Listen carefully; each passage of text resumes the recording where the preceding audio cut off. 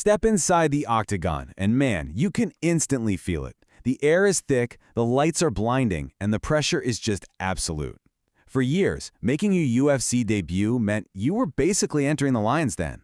You were expected to just try and survive against the battle-hardened veterans of the sport. But right now, a massive shift is happening. We aren't just watching rookies survive anymore. We are watching them absolutely take over. Welcome to this explainer, where we're going to break down the cinematic, high-energy reality of the latest UFC newcomers who are tearing through the ranks and completely redefining what it means to be a debutant. You know, there's a classic piece of fight commentary that perfectly captures the terrifying reality these veterans are currently facing. One punch can change everything. It's an age-old piece of wisdom, but honestly, it has never been more true than it is right now. These incoming fighters, they are not intimidated by the bright lights, they don't care about the media or the legendary names standing across the cage from them. They are bringing a level of violence, precision, and fearlessness that is catching the old guard completely off guard. All right, let's dive right into Section 1, the Tactical Striking Masterclasses.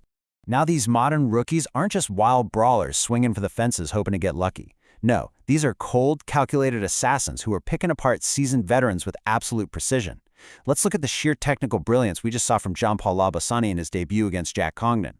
So Congdon is this huge, long fighter, right? He loves to use a lead leg sidekick to keep guys at bay. But Labasani didn't panic at all. Instead, he executed this flawless three-step sequence. First, he closed the space with an incredibly sharp jab, which totally pulled Congdon right out of his karate stance. Then, in a fraction of a second, Labasani fired a same-side head kick, which is just a highly deceptive move, and followed it immediately with a devastating right hand. I mean, Congdon was completely out on his feet before he even hit the canvas. It was a literal tactical masterpiece. We saw another phenomenal striking clinic when Cesar Almeida squared up against Damon Penas. Now, Penas is a terrifying pressure fighter. He is super explosive with both his hands and his feet. But Cesar Almeida, he brought a completely different energy to the octagon. Almeida really leaned on the pattern recognition he's built up over 56 professional kickboxing matches. And by the way, 3 of those were against the legendary Alex Pereira. So Almeida was incredibly patient. He didn't overextend once. He just rolled with those heavy hooks, chopped at the body, and essentially forced an explosive MMA fighter into a highly technical kickboxing match. He methodically drained his opponent's gas tank just by staying perfectly calm in the fire. And that brings us to Argentina's Kevin Machos. Going up against a veteran powerhouse like Josh Emmett, you'd probably expect a rookie to either wilt under the sheer pressure or get caught in a wild, sloppy exchange. But not Machos.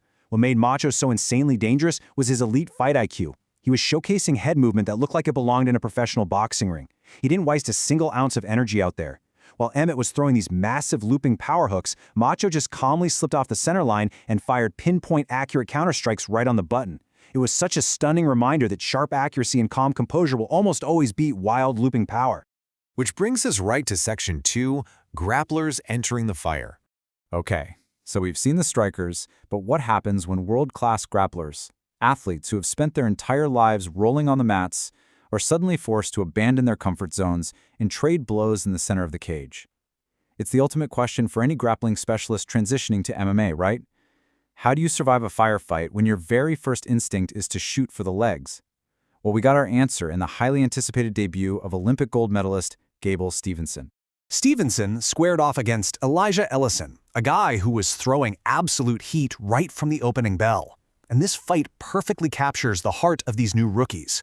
Stevenson did not shy away. He ate nasty body kicks. He even absorbed a really painful groin strike. But instead of panicking and desperately diving for a takedown to save himself, Stevenson stepped directly into the fire. He showed a shocking willingness to absorb serious damage just to close the distance. And eventually, he dropped a massive, fight-ending left hook right on Ellison's nose.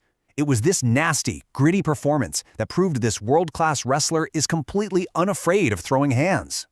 We actually saw a very similar grappling evolution with Fatima Klein taking on Victoria Dudikova. Dudikova's game plan was super clear from the jump: use pure horsepower to force takedowns and just overpower her opponent. But Klein was literally a step ahead in every single scramble. While Dudikova was just burning her energy trying to force these one-dimensional attacks, Klein stayed incredibly fluid. She let the fight happen, adjusting on the fly and pacing herself perfectly. And that calculated patience, it absolutely paid off. As Dudikova faded from pure exhaustion, Klein effortlessly transitioned into full mount, raining down brutal elbows to secure a bloody, statement-making TKO victory. Take a breath, guys, because we are shifting gears into Section 3, pure, unadulterated Octagon chaos. Forget all those calculated tactics for a second. Sometimes a rookie makes their mark by embracing the most violent archetype of them all, the pure brawler. Frantic. Literally, that is the only word to describe the pace of the Tommy McMillan versus Manolo Zucchini fight. From the exact second the referee said fight, these two just met right in the center of the cage and initiated a breathless, terrifying shootout that had the entire arena up on its feet. Reckless. That's the other word for it. But what makes this even crazier is the backstory here. Manolo Zucchini was returning to the cage after a massive 945-day layoff. And it wasn't just a layoff. He was returning from a total shoulder replacement surgery. I mean, who does that? And what does he do? He steps right into the pocket and trades absolute bombs with a towering rookie. It was pure chaos. McMillan, despite having a massive reach advantage, threw caution completely to the wind. He just embraced the absolute madness of the pocket, trading hooks back and forth until he finally overwhelmed Zucchini with this brutal, relentless barrage of knees to the chest that completely folded the Italian fighter. It was an absolute car crash of a fight. And honestly, it was a great reminder that sometimes sheer heart and pure violence are more than enough to steal the show. And that brings us to Section 4, shattering UFC contender records.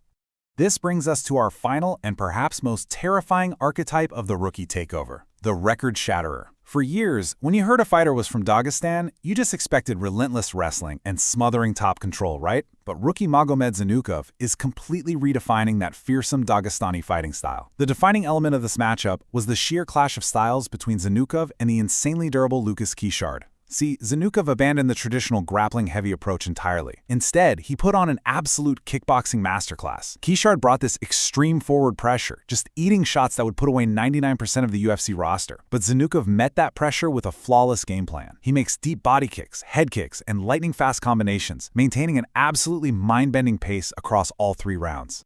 229. Seriously, let that number sink in for a minute. That is the new lightweight record for significant strikes landed in a contender series fight, set by none other than Magomed Zanukov. He didn't just break the previous record, he blew it out of the water by roughly 60 strikes. 60. And he did it against an opponent who flat out refused to take a single backward step.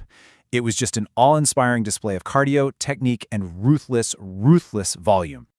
His mindset going into this bout was crystal clear, too. Before the fight, Zanukov knew exactly what UFC president Dana White was looking for. He literally said, "I'm coming here to put on a show." He promised violence, he promised elite striking, and man did he deliver. He put on a historic performance that immediately cemented his name as one of the most dangerous new prospects in the entire organization. The landscape of the UFC is changing right before our eyes, guys. The veterans are officially on notice, and the rookies are clearly no longer just happy to be here. They are here to take over the whole show. We've seen the tactical snipers, the fearless grapplers, the chaotic brawlers, and the record-shattering machines. So the question I've got to leave you with today is this. Looking at this incredible new crop of talent, which of these rookies is destined to capture UFC gold first? Drop your predictions down in the comments. Thanks so much for joining me on this explainer, and keep your eyes glued to the Octagon, because the future is arriving fast.